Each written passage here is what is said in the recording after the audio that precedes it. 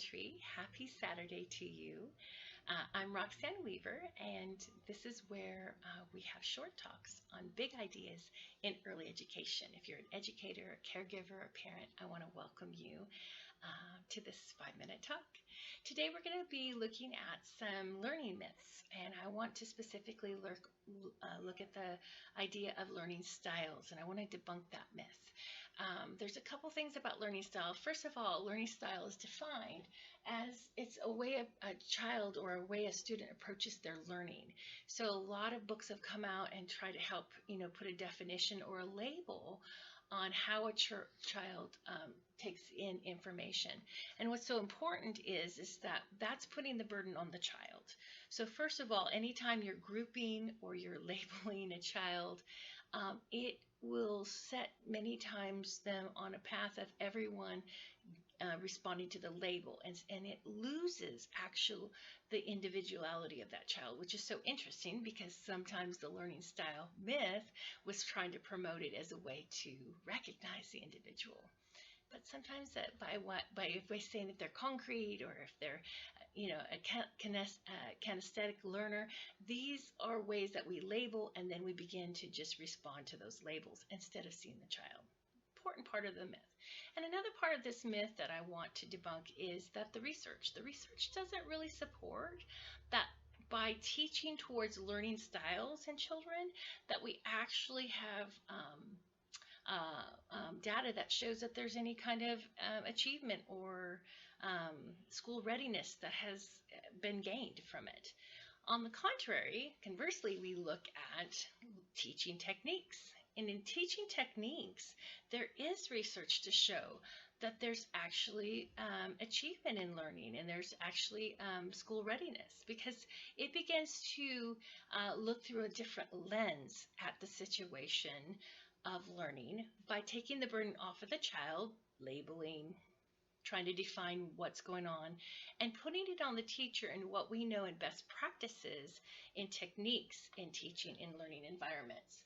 A super interesting point about the specific focus I want to focus on tonight is that one of the ways that there was great achievement was in the area of elaborating on materials to make meaningful connections. This is really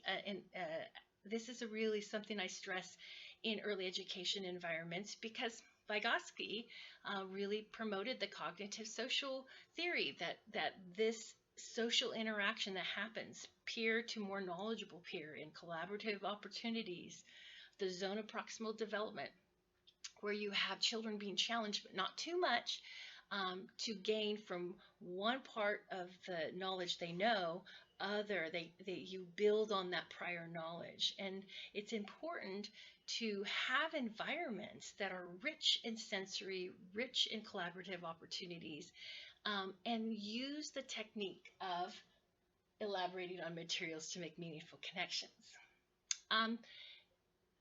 This puts the burden on the teacher instead of the child. It says that I recognize that as the professional, I'm going to be the one that carries the burden of understanding how I can observe and assess and create the environment and gain in my skills, and maybe sometimes bring in the extra help that is needed through referral if there are behaviors or if there are delays that are being manifested in that child. And that's so interesting because that's another part of the myth that needs to be debunked.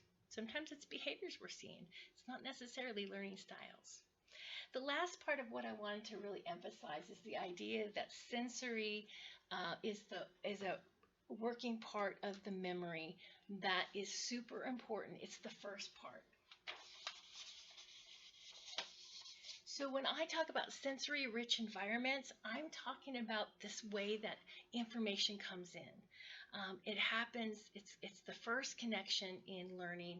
Learning and memory come together, and they're important for one another. And the goal always is to get that information into long-term. This is the short-term memory. And this is where only 7 pieces of information will get through at a time to go into long term.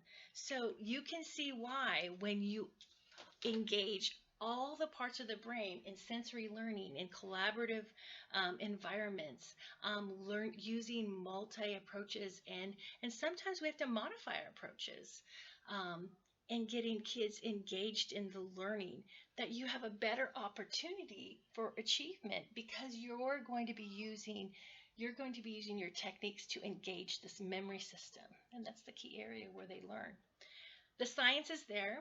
The theorists have really, Vygotsky, we talked about him today, support that. And the most important part is the growth of the child and their development and learning. Thank you so much for joining me this morning. I will have my references below in the YouTube written section. And I hope you will join us again for the Learning Tree, where we have short talks on big ideas in early education. Have a great Saturday.